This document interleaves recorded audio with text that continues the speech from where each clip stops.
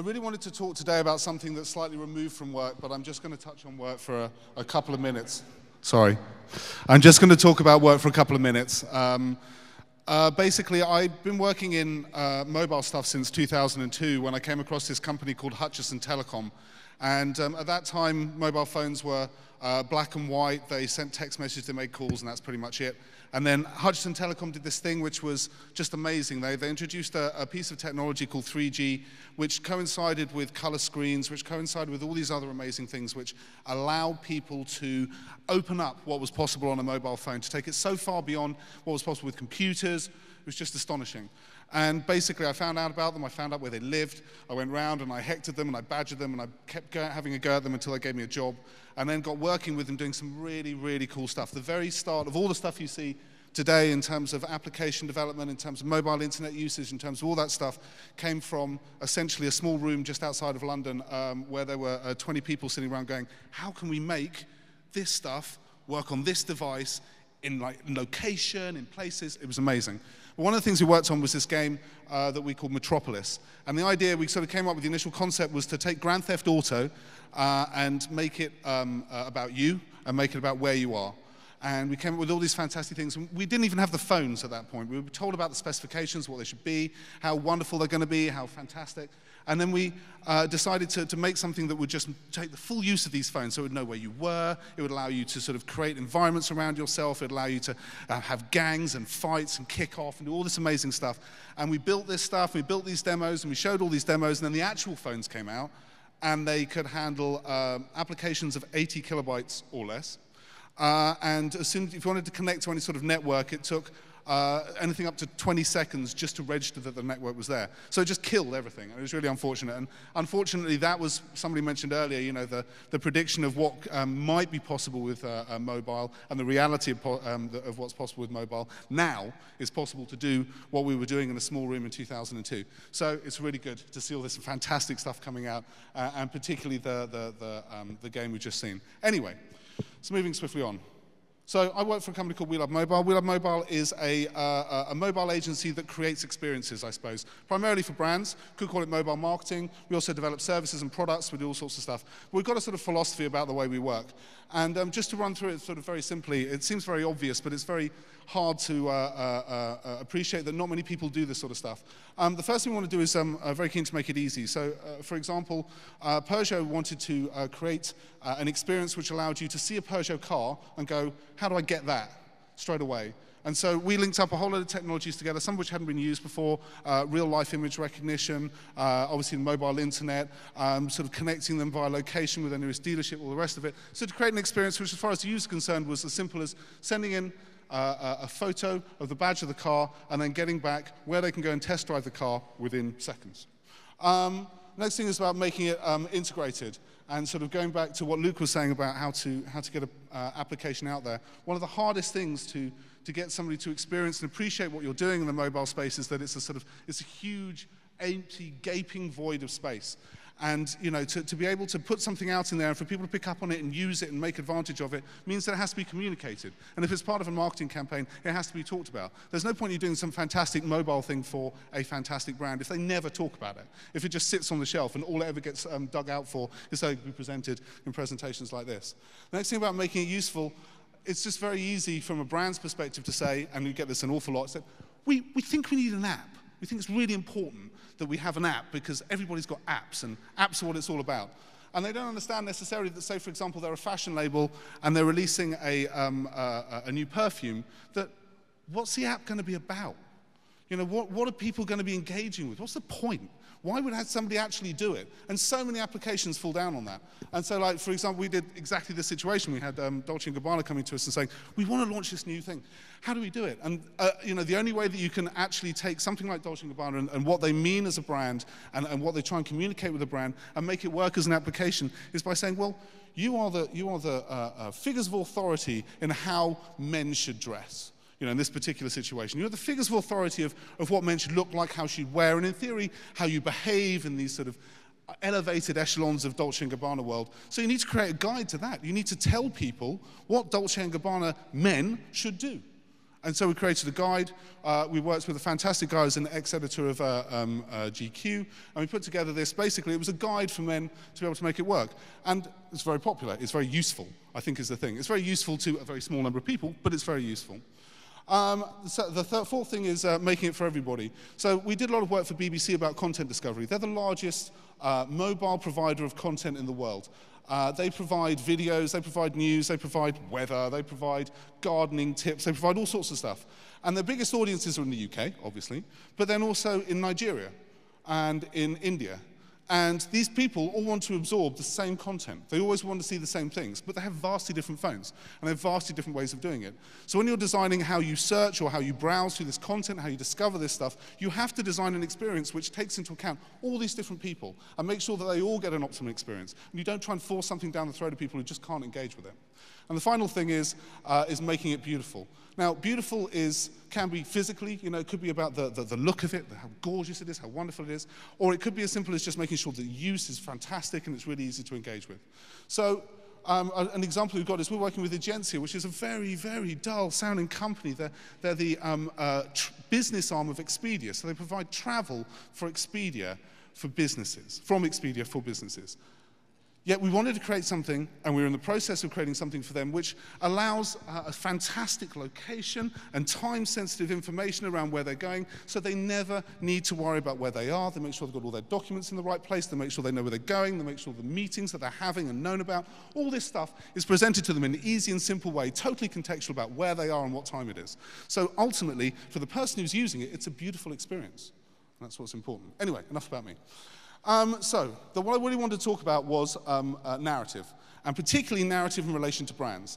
And nowadays, it's happening more and more. A brand cannot just push something at you. They cannot just push brand values at you. They cannot just push the buy this mentality. There has to be some form of narrative. Old story. Everybody knows about this. It's moving on. In fact, this is how old it is. That one on the left for you is of something that was released in the early 30s. It's a soap called Knight's Castle, and it was published in magazines in the States. And basically, it's an ongoing drama that was produced by Knight's Castle, and it was incredibly popular. When it came out, when the series stopped, the circulation for that magazine dropped noticeably, because people wanted to find out what was happening with Norma Knight. And the fact that it was sponsored by a brand was irrelevant to them. Early days. But then on the right, you see the very first example of what was called a soap opera. Now, at that time, it didn't happen. But what happened is a brand went to a radio production company and said, we want to put our name to a piece of content, a piece of drama, which reflects the values of our product. And it was produced in that order. And the guiding light came out, first on radio, then on telly. Started in 1937, it was finally taken off air in 2009. Always sponsored by the same sponsors. So this is fantastic. The fact that brands who tend to associate big bad boys, et cetera, not very interested in it, can actually move forward and create entertainment and narrative and engagement and storytelling, which is worthwhile engaging with. If we leap forward 50 years, we come to something called the Warlock of Firetop Mountain. Now, talking about the gamers, this is a serious sign if you know what I'm talking about here.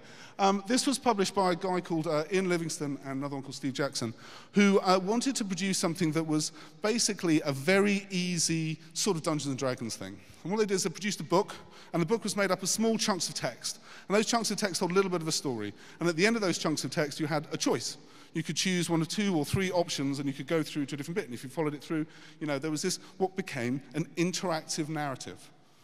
And this essentially started the model and the way of structuring games, ultimately. This was 1980. And this went forward, and it's been used as a basis for how computer games were made for years. And ultimately, Ian Livingstone then went on to be creative director of IDOS, was inventor of Star Croft, and won BAFTAs and all sorts of things. So, he's known for it. But in terms of early inspiration, for me, this was extremely important. It showed that it's possible to make a story which doesn't have a clear path. It's not just following one route, it's following all sorts of routes, and you can follow your own whims. And obviously there's only one result at the end of it, but there's that interaction which I thought was really interesting. Next thing to, and this does come together, it's not just random, sorry, I'll just pull it together eventually. The next thing I want to talk about was something that happened a little while ago to me. I was invited to go to this event by an organisation called Punch Drunk.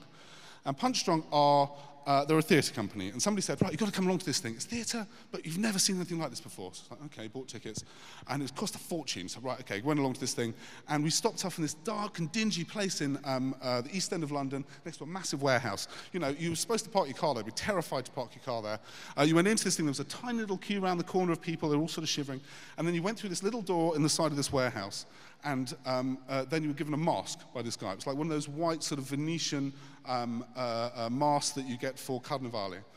And okay, fair enough, you stick this thing on and then you go through, and I was with my wife and a couple of friends, and we just pushed through into this lift, this big sort of goods lift thing. And there were about another 20 people in there, and there was a guy in there who was dressed up in character. The performance was a thing called Faust. It's not Mask of Red Death was a later performance, and it was set in Western times. So the guy who was there, he was like a sort of, like a Western bar owner, you know, sort of 19th century, etc. dress. And he sort of said, welcome everybody, love to see you, all fantastic. By the way, how many people here are couples? And a few people put up their hands saying, oh, you know, this is nice, an introduction. He said, couples, right there. And meanwhile, he just set the lift moving. And he said, fantastic. So would one of the members of the couples just step forward? And they all stepped forward and they thought, oh, this is great, da-da-da-da-da. And they just grabbed them, shoved them out the lift, closed the door, went to the next floor. Right, who's in a group? And basically, he broke you up. He basically took you totally out of your comfort zone. And then when I got shoved out into this dark area with this really sort of moody, edgy music going on, and I had to go out and basically explore this place.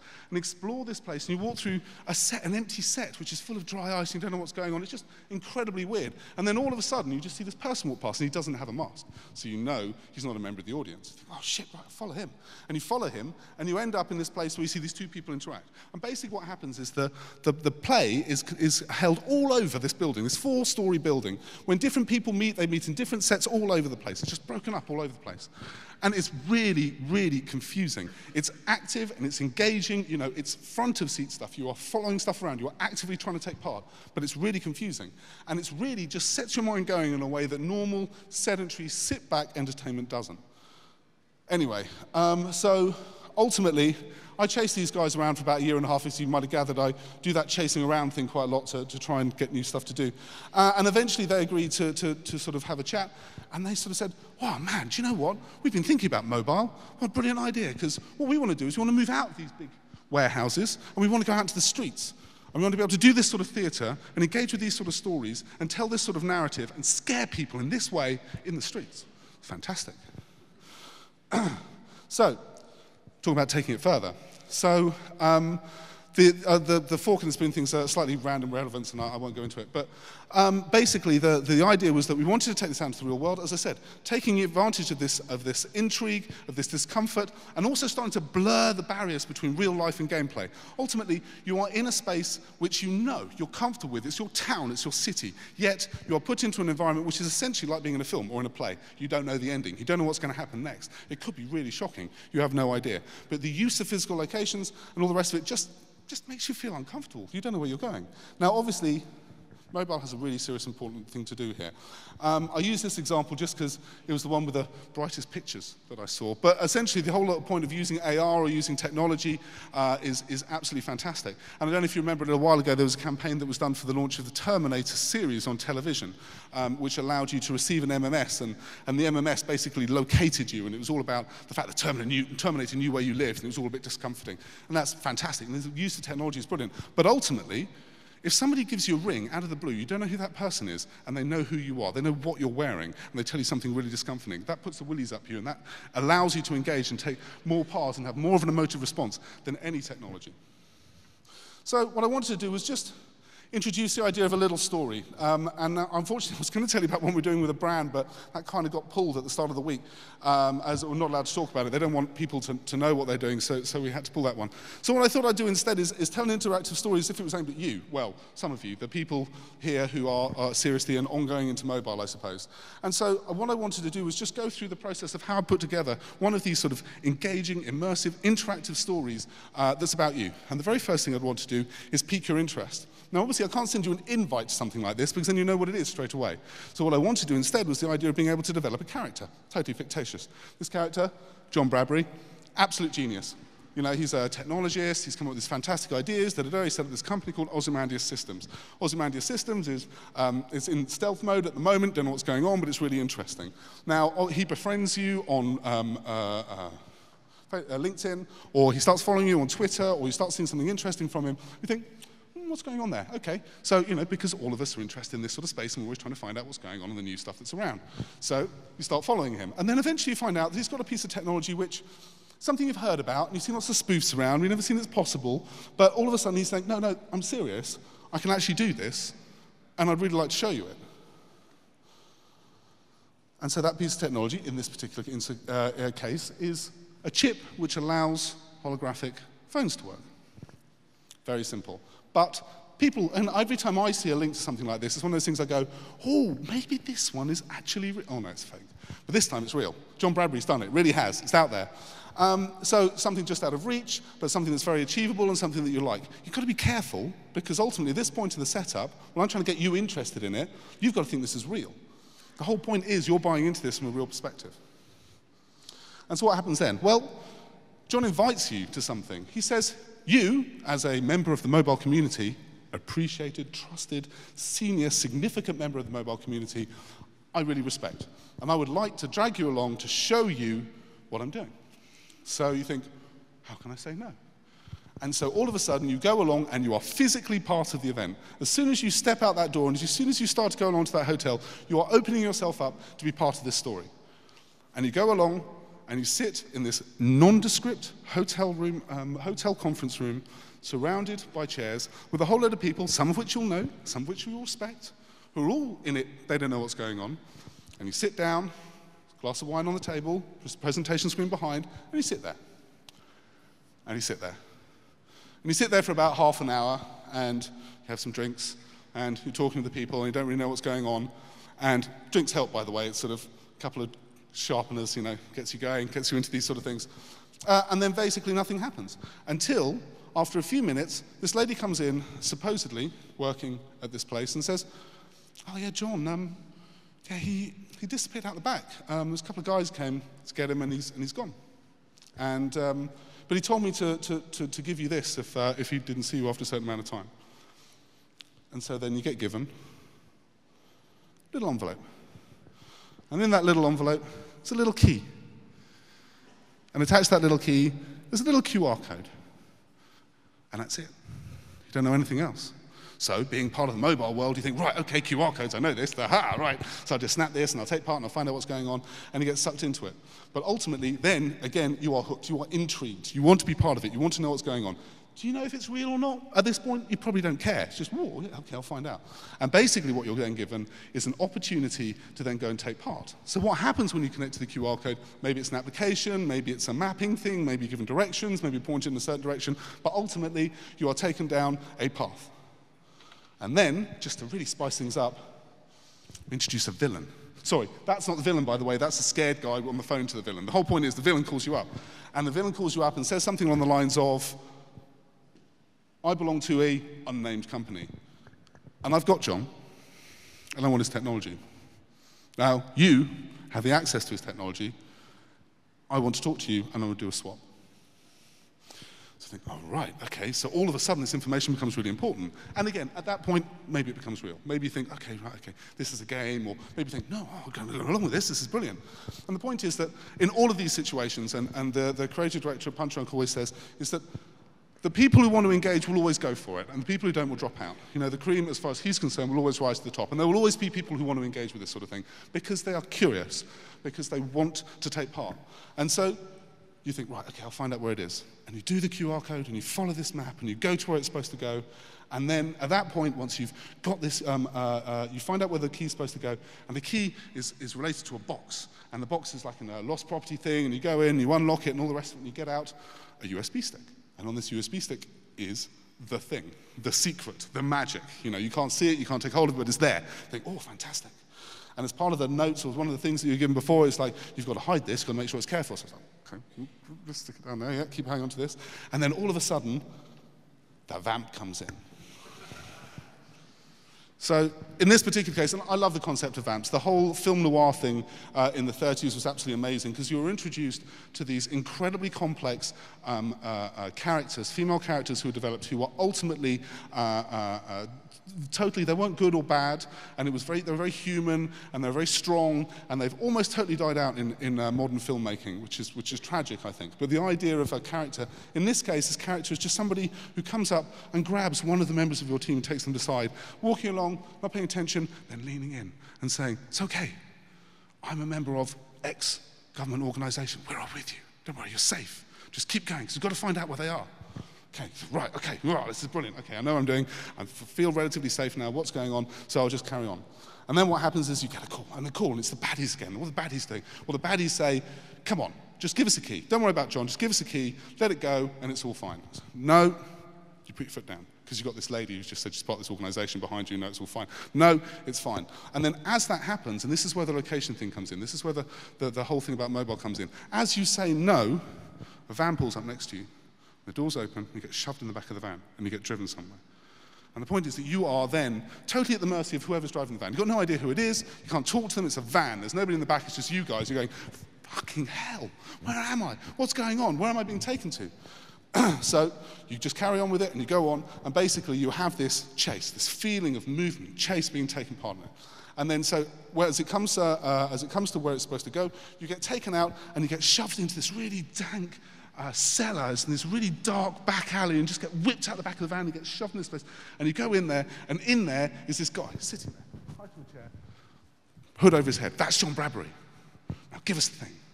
And you think, oh, God almighty, and you just feel all of a sudden you're out of your depth. You don't know what's going on. You have no idea what's happening. You feel absolutely terrified, really shocked. You don't know what's going on. But then at exactly that time, all the lights go out. Everything gets turned off. There's a huge crash and bang.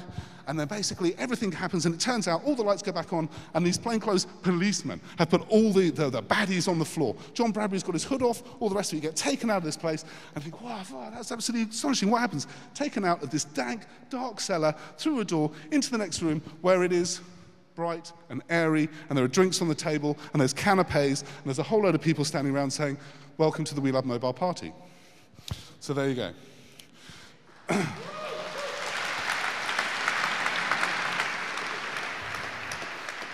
I think the point of what I was trying to get across here, and I'm looking at this red thing going nee, down here, telling me I should move on. The point I'm trying to say is totally to contradict what Ben was saying before. Narrative, storytelling is the absolute core of any form of mobile engagement like this. You have to tell the story. You know, if you create a fantastic game, as Vida was saying before, you have to put a story behind it. People have to believe in the story, even if they believe in it as a story. There has to be a narrative. There has to be a way to be able to tie all these things together. No amount of technology is going to allow you to be able to achieve that sense of heart racing, the sort of the driver and all the rest of it. I mean, Inception is a fantastic example of good narrative. What you're being put in a situation there is ultimately an hour-and-a-half long denouement. You know, that whole thing is the final crash, the final thing. They've stretched out for an hour and a half. That is all about the narrative. That's all about the storytelling. And if you don't have the storytelling, it doesn't matter what technology you use. It's not going to work. Thank you very much.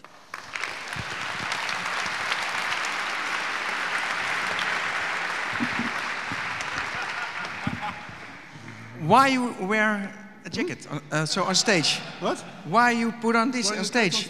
Because it's a church. I thought it was more, you know, sort of monastic. Okay, great. So my first question is interactive storytelling. I mean, this is trying, this is piloting. How do you see that in the future coming up, and what is your vision about it? I mean, I would. The problem we have at the moment is that there aren't people writing this stuff. And the reason why we're really excited and we want to engage with this sort of thing is because it is brand new. You have people who can do the storytelling, and you have people who have the technology, but that gap in the middle is really missing. And I think that that has to come together. Ultimately, as soon as it does... How? Huh? Yeah, how like that? But can you be really in It's about people. It's about getting a person who is a scriptwriter and going through, right, you can do this. You know, you can engage in this way, you can take part in this way. And if you, and also getting technologists and saying, okay, here's a script. And it's as basic as that. There's a really good case study, sorry, really just a very brief little thing. When Pixar first started and they used the, you know, the angle poise lamp, they use to do all their demo stuff. They first put together They first put together a little demo of the angle points lamp, and he was jumping around, he was doing stuff, and it was engaging because it was a scripted cartoon. It was fun, and it was funny, and all the rest of it. And then when they showed this at a 3D conference, in the same way that we're talking a mobile conference now, you know, before it became accepted that 3D was just a way of telling a story, all these people saying, that's absolutely brilliant. What technology did you use? What technology did you use to make it so funny? And this is the point, it has to be scripted. Sorry. Okay, questions from the audience. Ah, my favorite, that's always great. Hi, thank you. I was wondering, can we contextualize this in the broader history of marketing also? One of my favorite documentaries on marketing is The Century of the Self, very brilliant BBC documentary. And one of the things I took away from that is that marketing has mostly been also a kind of storytelling, but a conformist kind of storytelling.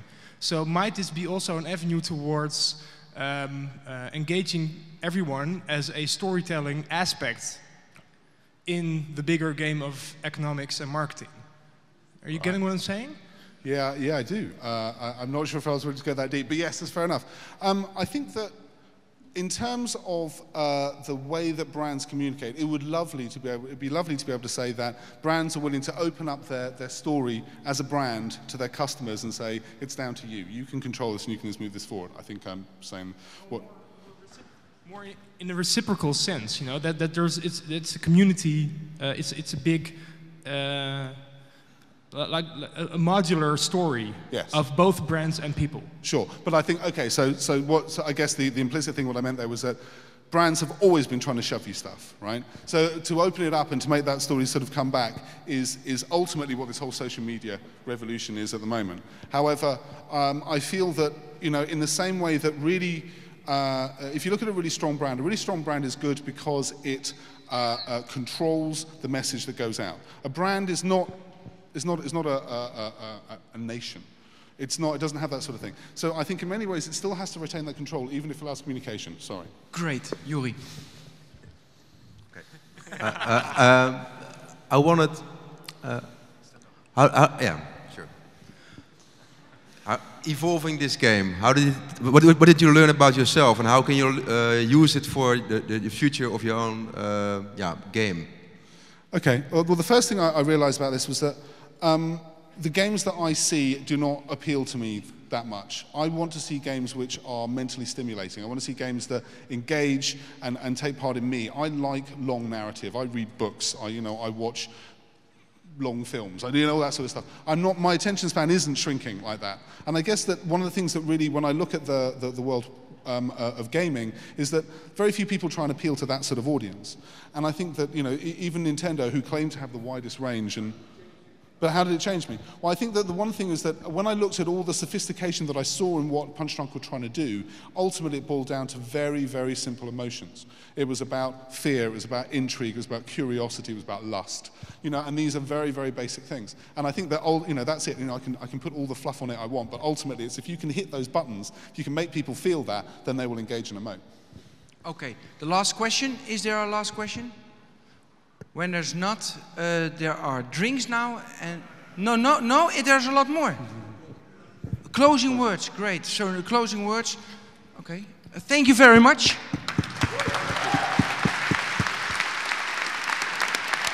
Thanks, Ben.